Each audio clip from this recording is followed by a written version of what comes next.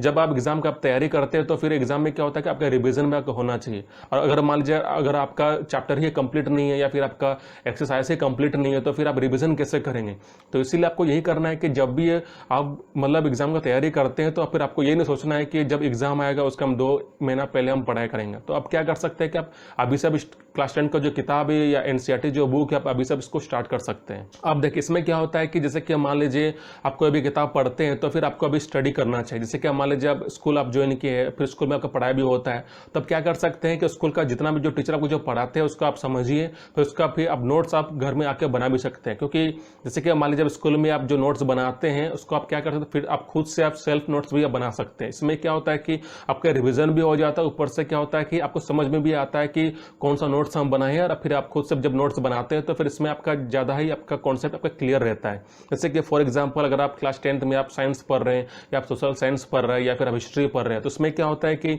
बहुत सारा चीज़ आपको समझ में नहीं आता। जैसे कि मान लीजिए आप स्कूल में पढ़ाई करते हैं और कुछ कुछ कॉन्सेप्ट या कुछ कुछ आपका जो चैप्टर रहता है आपको क्लियर नहीं है, तो फिर आपको डाउट आप फील करते हैं, तो फिर आप उस डाउट को आप घर में आकर आप उसको पढ़ाई कर सकते हैं या उसको आप सेल्फ स्टडी कर सकते हैं। अब यहाँ पर होता है कि आप स्कूल लाइफ में आपका जो टाइम टेबल है, आपका जो रूटीन है, उसको कैसे अच्छा बना सकते हैं। जैसे कि देखिए अगर मान लीजिए स्कूल में आप 6 घंटा आप मतलब टाइम को स्पेंड करते हैं, तो फिर आपको ऐसा नहीं है कि आप घर आकर आप मतलब आप 5 घंटा या 6 घंटा पढ़ाई करेंगे। क्योंकि क्लास 10 का जो आपका जो लाइफ होता है आपको उतना भी आपको सीरियस नहीं रहना है। क्योंकि अगर मान लीजिए आप स्कूल भी जाते हैं, फिर आप 6 घंटा वहाँ टाइम भी देते हैं, और ऊपर से अगर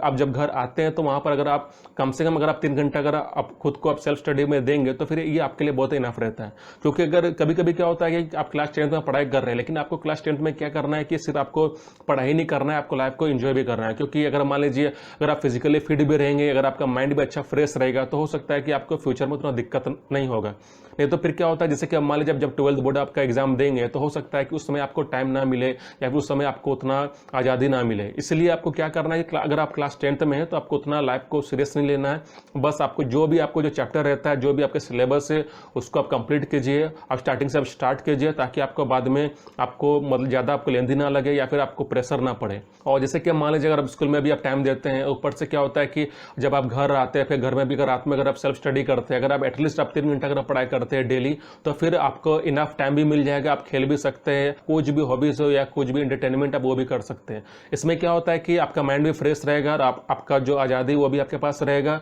आप जैसा लाइफ अब क्लास 10th आप जी सकते हैं वैसे भी आप जी सकते हैं। नहीं तो फिर क्या होता है कि अगर मान लीजिए आप ज़्यादा सीरियस रहेंगे पढ़ाई में, तो क्या होता है कि आपका जो माइंड आपका ठीक से प्रोग्रेस नहीं रहेगा, फिर ऊपर से क्या होता है कि आप फिजिकल फिट भी नहीं रहेंगे। जैसे कि आप मान लीजिए जब भी आप पढ़ाई करते हैं तो सिर्फ आपको कंटिन्यूसली आपको पढ़ाई के बारे में ही नहीं सोचना है। अगर मान लीजिए आप क्लास 10th में है तो फिर आपको कंटिन्यूसली सिर्फ आपको पढ़ाई के बारे में नहीं सोचना है। अगर मान लीजिए बार बार आप पढ़ेंगे या बार बार आप मतलब सेल्फ स्टडी करेंगे या बार बार आप नोट्स बनाएंगे या बार बार आप कोचिंग सेंटर में जाएंगे, तो इससे क्या होता है कि आपका इंप्रूवमेंट नहीं रहेगा या फिर आपका डेवलपमेंट नहीं होगा, मतलब कि आपका विकास नहीं होगा। जैसे कि कभी कभी क्या होता है कि हम लोग इतना पढ़ाई में हम लोग डूब जाते हैं कि हम लोग खुद का जो फिजिकल जो फिट है उसको हम लोग भूल जाते हैं। तो इसलिए आपको ये करना है कि आपको पढ़ाई के साथ साथ आपको फिजिकल फिट भी रहना है, आपको खेल कूद भी करना है, ताकि आपका बॉडी भी ठीक से आपका डेवलप्ड हो और ऊपर से आपका जो माइंड है वो भी आपका अच्छा काम करे। नहीं तो फिर क्या होता है कि अगर मान लीजिए अगर आप ठीक से आप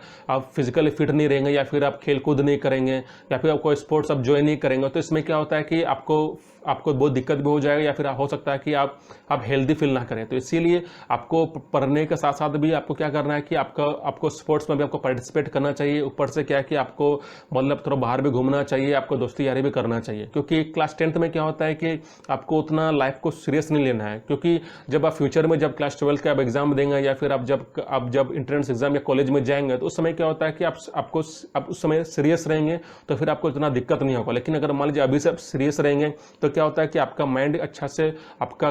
खिलेगा नहीं। क्योंकि अगर मान लीजिए अभी से अगर आप ज़्यादा प्रेशर आप लेंगे तो हो सकता है कि आप डिप्रेस भी हो सकते हैं या फिर आप ज़्यादा स्ट्रेस भी ले सकते हैं। तो इसलिए आपको ये करना है कि जब भी आपको समय मिले उसी समय आपको थोड़ा स्पोर्ट्स भी खेल लेना चाहिए। आपको कुछ भी आउटडोर गेम या फिर इंडोर गेम जो भी आपको पसंद आता है उस हिसाब से आप गेम खेल भी सकते हैं। आपको यही करना है कि ज़्यादा आपको पढ़ाई में ज़्यादा आपको फोकस नहीं करना है, क्योंकि अगर ज़्यादा फोकस करेंगे तो फिर आप फिजिकली फिट भी नहीं रहेंगे। तो इसीलिए आप पढ़ने के साथ साथ आपको स्पोर्ट्स भी आपको करना चाहिए, आपको खेल कूद भी करना चाहिए, आपको थोड़ा बाहर घूमना भी चाहिए, ताकि आपका माइंड भी अच्छा से फ्रेश रहे, आपका जो विकसित है, आपका जो डेवलपमेंट है वो आपका अच्छा नेचुरल के हिसाब से आपका हो। नहीं तो फिर फिर क्या होता है, जैसे कि मान लीजिए आप घर बैठे आप पढ़ाई करते हैं, स्कूल में भी पढ़ाई करते हैं, फिर आप कोचिंग में भी पढ़ाई करते हैं, तो इससे क्या होता है कि आप हमेशा फोकस में रहते हैं पढ़ने का। आप पढ़ाई में तो अच्छा आप रिजल्ट आप लेके आ जाएंगे, लेकिन आपका जो फिजिकली फिटनेस जो है उसमें आपको दिक्कत हो सकता है, या फिर आपका जो डेवलपमेंट है उसमें आपको दिक्कत हो सकता है, या फिर आपको जो क्रिएटिविटी है, या फिर आपका जो हॉबीज़ है, या फिर आपका जो इंटरेस्ट है, अब वहाँ से आप डाइवर्ट हो सकते हैं। तो आपको यही करना है कि जब भी आप पढ़ाई करते हैं तो आपको साथ साथ आपको सब कुछ ले जाना है,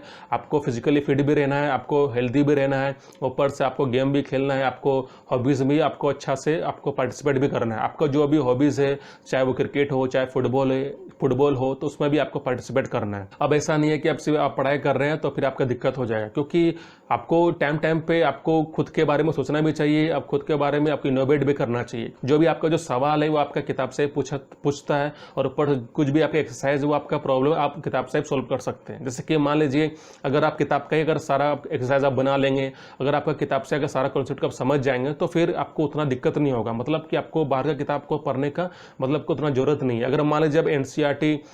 अब जो एक्सरसाइज उसको कंप्लीट कर लेते हैं तो फिर आपको उतना दिक्कत नहीं होगा, क्योंकि इसमें क्या होता है कि आपको ज़्यादा फ्रस्ट्रेट भी आपको नहीं फील होगा। जैसे कि मान लीजिए अगर आप सीबीएसई का या फिर एनसीईआरटी बुक कंप्लीट नहीं करते, तो फिर आप क्या करते हैं कि आप रेफरेंस बुक आप मतलब उस पर जाते हैं, तो फिर आपको ऐसा नहीं करना है। जैसे कि मान लीजिए अगर आप एनसीईआरटी बुक आपका कंप्लीट नहीं है, या फिर आपका जो एक्सरसाइज वही कंप्लीट नहीं है, तो फिर हो सकता है कि आपको दिक्कत हो जाए, तो आपको ऐसा नहीं करना। अगर मान लीजिए अगर आप डेली आप पढ़ाई भी करते हैं, आप डेली खुद को आप एटलीस्ट आप 3 घंटा डेली आप पढ़ाई में देते हैं, तो फिर ये आपके लिए बहुत इनफ है, क्योंकि इसमें आपको ज़्यादा आपको स्ट्रेस भी नहीं लेना है, आपको ज़्यादा फ्रस्ट्रेट भी नहीं रहना है, वो आपको नहीं लेना है, क्योंकि इसमें कि आपका इंप्रूवमेंट भी रहना चाहिए, आपका डेवलपमेंट भी आपका मतलब होना चाहिए। तो इसीलिए जब ये आप पढ़ाई करते हैं तो फिर आपको पढ़ाई के साथ साथ आपको जो इंटरेस्टेड जो फील्ड है, आपका जो स्पोर्ट्स है, आपका जिसमें जो भी हॉबीज़ है, आपका जो भी आउटडोर गेम्स जो आपको पसंद आता है, उसमें भी आपको पार्टिसिपेट करना चाहिए, ताकि आपका डेवलपमेंट भी आपका अच्छा से हो सके।